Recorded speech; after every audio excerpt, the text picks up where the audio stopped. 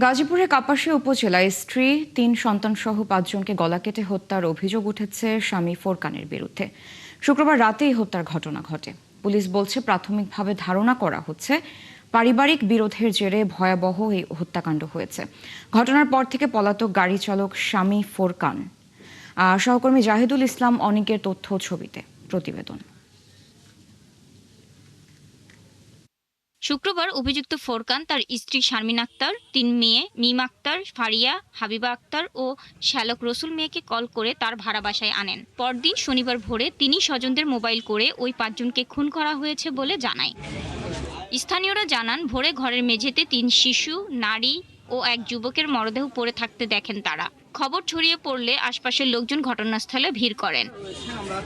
গৃহকর্তা ফোরকান মিয়া নিজেই তার ৩ সন্তান, স্ত্রী ও শ্যালককে গলা কেটে হত্যা করেছেন বলে অভিযোগ উঠেছে। এই হত্যাকাণ্ডে জড়িতদের কঠোর শাস্তির দাবি করেছেন তারা। খোলা আর ওই রুম খোলা, যখন আমরা রুম খেলা দিছি তখন ওর সন্তান মারবো কি কারণ? আর সন্তান মারছে যেমন ওর ওয়াইফরে তো মারছে আমার মামারও মারছে।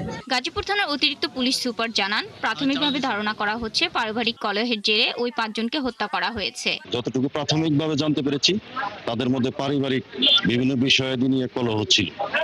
এটা আমরা প্রাথমিকভাবে জানতে পেরেছি এবং আমরা ধারণা করছি এই কলহের কারণে এই ঘটনাটি ঘটে থাকতে পারে। বিষয়টি নিয়ে তদন্ত করে প্রকৃত আসামিদের শনাক্তে কাজ করছে আইন শৃঙ্খলা বাহিনী। শাকিলা সিথি, ৭১। এ বিষয়ে আমরা আরো বিস্তারিত জানবো। জানাতে আমাদের সাথে যুক্ত হচ্ছেন সহকর্মী জাহিদুল ইসলাম অনিক।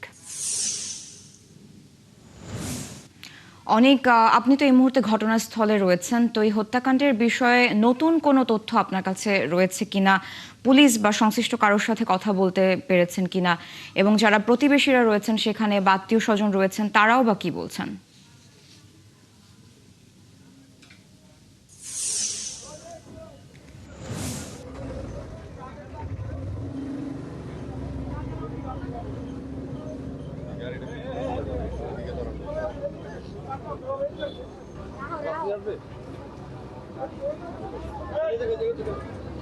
স্যার, আমি এই মুহূর্তে আছি গাজীপুর জেলা কাপাসিয়া উপজেলার। আপনাকে জানিয়ে রাখি, কাপাসিয়া উপজেলার যেই রন্ধখোলা রয়েছে সেখানে কিন্তু প্রবাসী মনির হোসেনের বাড়িতে কিন্তু এই মর্মান্তিক যে ঘটনাটি সেটি ঘটে। এখানে কিন্তু ৫ জনকে হত্যা করা হয়েছে, এমনকি কিন্তু আমরা দেখেছি সকাল থেকে এখানে পুলিশ এবং তার পাশাপাশি সিআইডি এবং পুলিশ তারা কিন্তু রয়েছেন। তারা কিন্তু মরদেহগুলো কিন্তু ইতিমধ্যে কিন্তু সেটি সুরক্ষা শেষে কিন্তু এখন গাজীপুর তাজউদ্দিন মেডিকেলে কিন্তু ময়নাতদন্তের জন্য নেওয়া হবে। তাছাড়া আপনাকে জানিয়ে রাখি যে আমরা কিন্তু জানতে পেরেছি পারিবারিক কলহের জেরেই কিন্তু এই ঘটনাটি ঘটেছে। আমরা এখানকার যিনি সহকারী পুলিশ সুপার আছেন আসাদুজ্জামান, তার সাথে একটু কথা বলবো।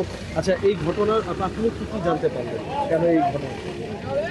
কেন এই ঘটনা, এইটা আসলে আমরা একদম পুরোপুরি নিশ্চিত না, কিন্তু প্রাথমিকভাবে যেটা জানতে পেরেছি যে তাদের মধ্যে পারিবারিক দ্বন্দ্ব ছিল এবং এখানে টাকা পয়সা লেনদেনের একটা বিষয় ছিল। অর্থাৎ স্ত্রীর কাছে স্বামী টাকা পায় এরকম, অর্থাৎ স্বামীর টাকা পয়সা আত্মসাৎ করেছে এরকম একটা অভিযোগ আছে। এই কারণে এই হত্যাকাণ্ডটি ঘটে থাকতে পারে। এখন পর্যন্ত কাউকে গ্রেপ্তার করেছেন বা আটক করেছেন?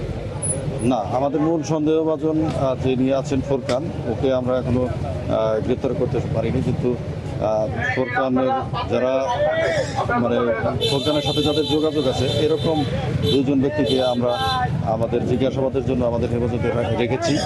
তাদের কাছ থেকে আমরা গুরুত্বপূর্ণ তথ্য পাবো। এটা তথ্যের ভিত্তিতে পরবর্তীতে আমাদের তদন্ত কার্যক্রম চলবে।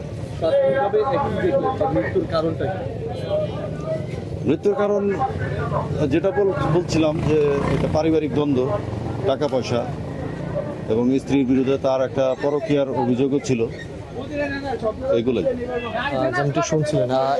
অনেক ধন্যবাদ যুক্ত হওয়ার জন্য। দর্শক, আমাদের সাথে যুক্ত ছিলেন সহকর্মী জাহিদুল ইসলাম অনেক। গাজীপুরের কাপাসিয়া যে হত্যাকাণ্ডের ঘটনা ঘটেছে তারই বিস্তারিত তিনি আমাদের জানাচ্ছিলেন।